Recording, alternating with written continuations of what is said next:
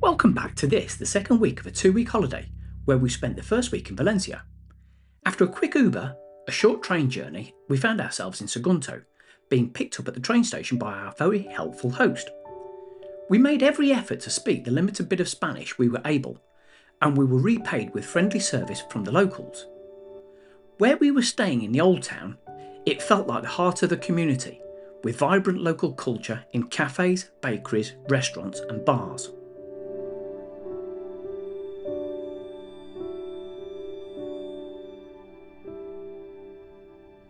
Sagunto's story begins long ago. Known in ancient times as Arce, and later Saguntum by the Romans, this town played a pivotal role in history, with the documented history going back hundreds of years BC. The rich tapestry of civilizations, including Iberian, Roman, Visigoth, Arab and Christian, have left an indelible mark on every corner of the old town.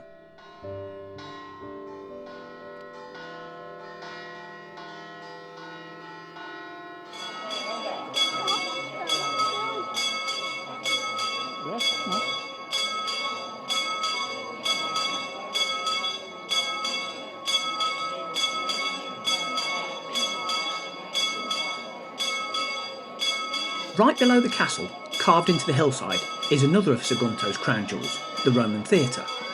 This beautifully restored amphitheatre dates back to the 1st century AD and is still used for performances today. The acoustics in the building are magnificent. Those Romans really knew how to build a venue.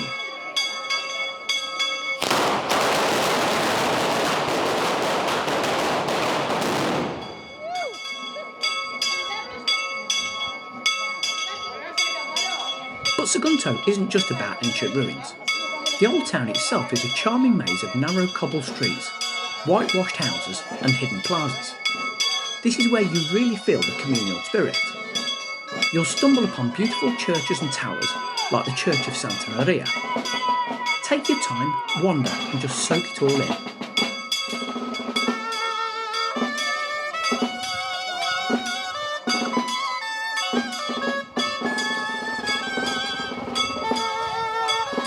And you really can't talk about Sagunto without talking about the food. The old town is dotted with fantastic eateries, including a Michelin-starred restaurant, along with tapas bars where you can savour authentic Valencian cuisine. Think delicious paella, fresh seafood and local produce. The restaurant Le Fou, just below the Roman Theatre, was our favourite. We tried the 4-course menu, which was so tasty, supplemented with some very well recommended wines to support the menu. It was great to have some fantastic food that didn't break the bank. This communal spirit really comes alive during Sagunto's festivals. The town has several vibrant celebrations throughout the course of the year. The Holy Week processions are incredibly solemn and beautiful, while the Fiestas Patronales in July, honouring the town's patrons, are a burst of colour, music, fireworks and street parties. There are also medieval markets and cultural events that transform the old town, making it an even more magical place to visit. These aren't just tourist spectacles either, they're deeply ingrained into the local identity of the town.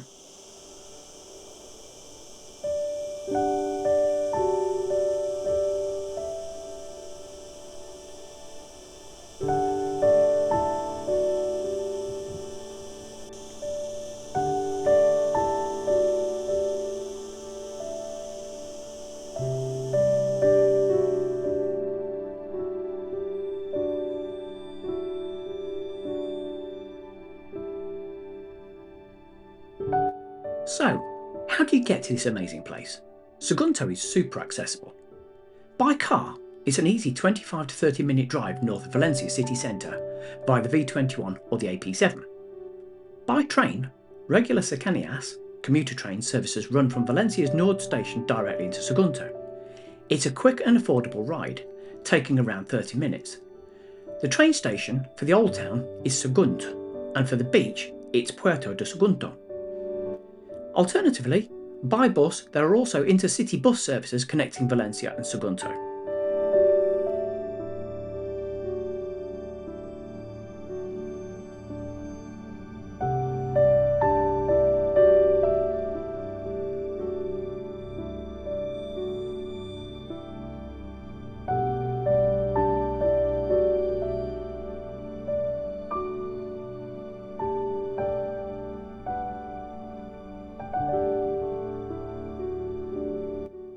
disappointing. I've just walked up to the castle. It's currently just gone 7:10 at night. It says on the door entrance that it's open till 8 p.m. It does ask that you vacate the premises before 8 p.m, but that seems reasonable. But yeah, arrived at the front door just around about 7 p.m, and it's all locked up. So tomorrow it looks as though we're going to have to come back up much earlier in the day and hopefully get access to the castle at that point. So this is our circular walk.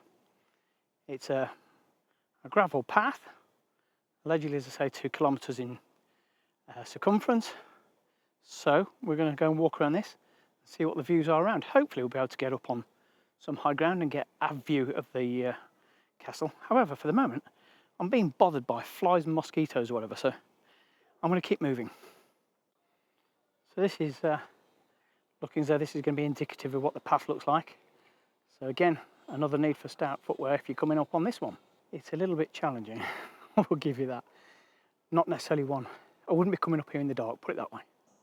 So that must be right out over in the distance. That'll be Valencia, which I think was sort of 20-25 kilometres away. And obviously following up the coast, which we haven't yet done.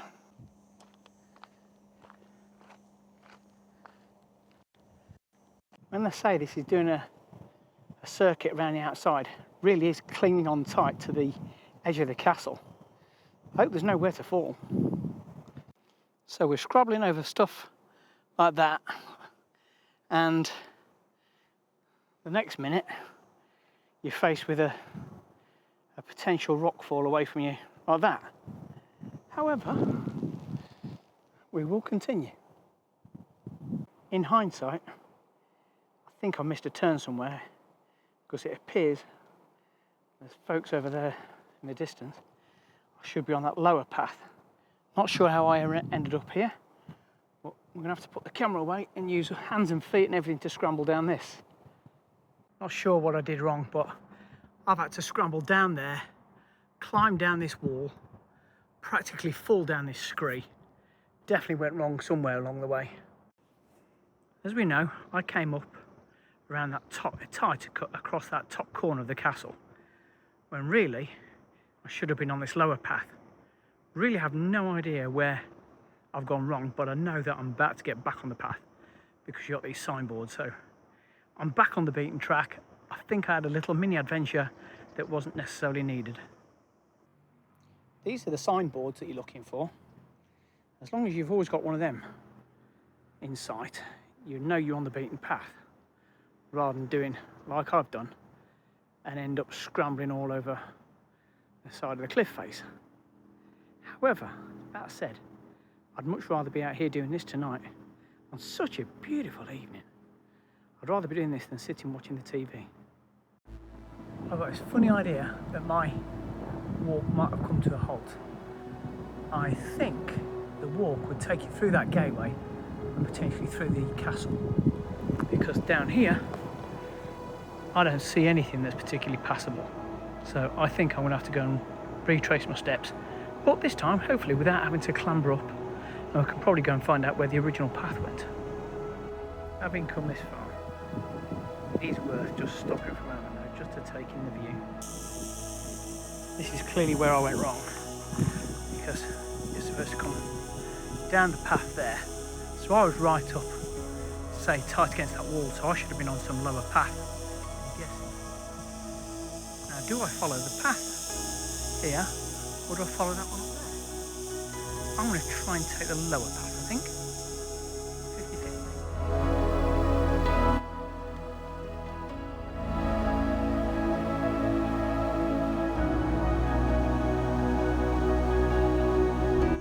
50-50. This is getting even more confusing because I've just come down a steep path from there, which was on a marked path, and then suddenly there's another path around here.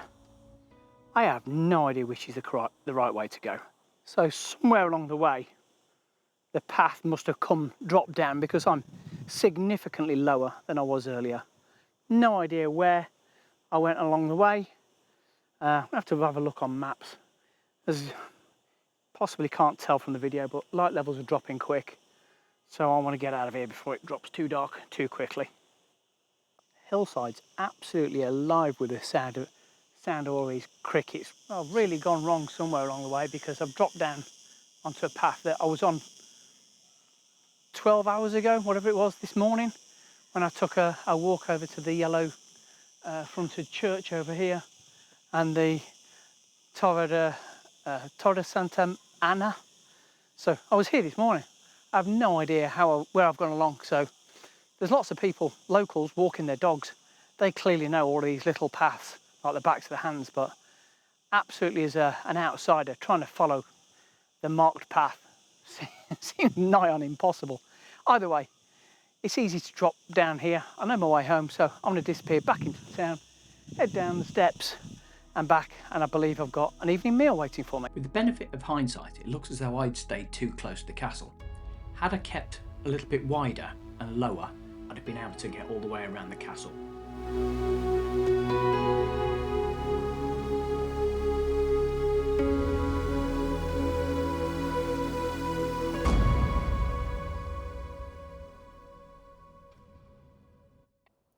Now I'm finally in.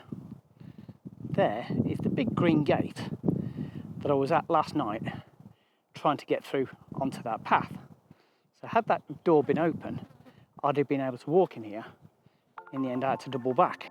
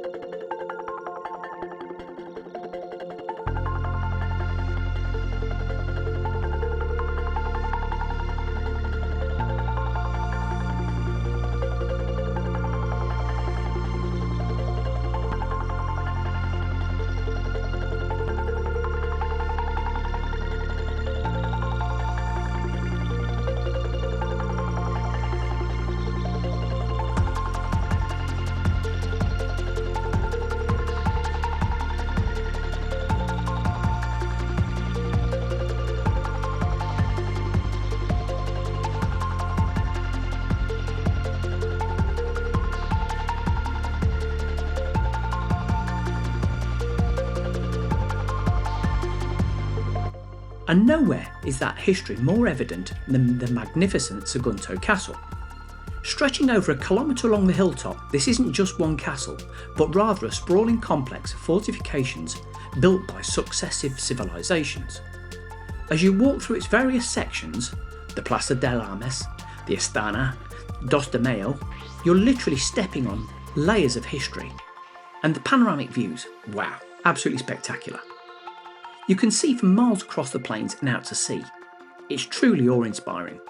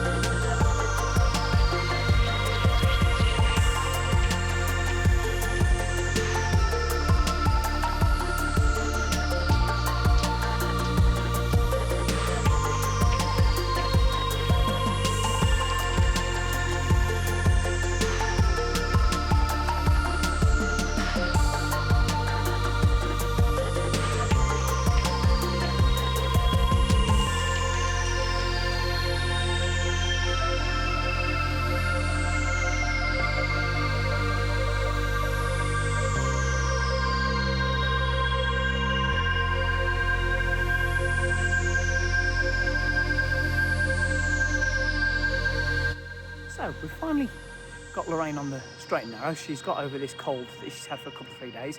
It's really cost us a bit for the holiday, so she spent so much time in the room and I've been off doing exploring on my own. Today she's feeling better, and we've caught the train from Sagunto down to Castelló de la Plana, I believe the place is called, and we've just got off the train station, which is half a mile, if that, not even that, up that road there.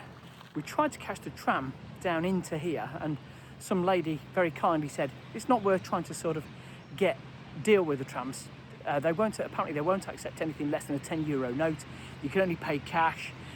So she said, just walk down there as soon as you get to this park, which is, I'm guessing, probably 300 metres or so down from where the main train station was.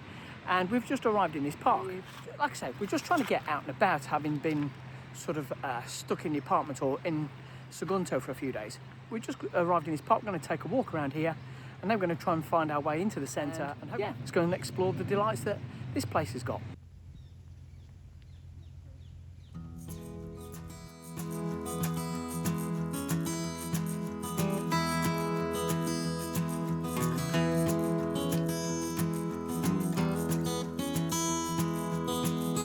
With Lorraine having been ill for a few days, going to Castelló de la Plana wasn't so much a planned trip, more of an ad hoc decision on the day.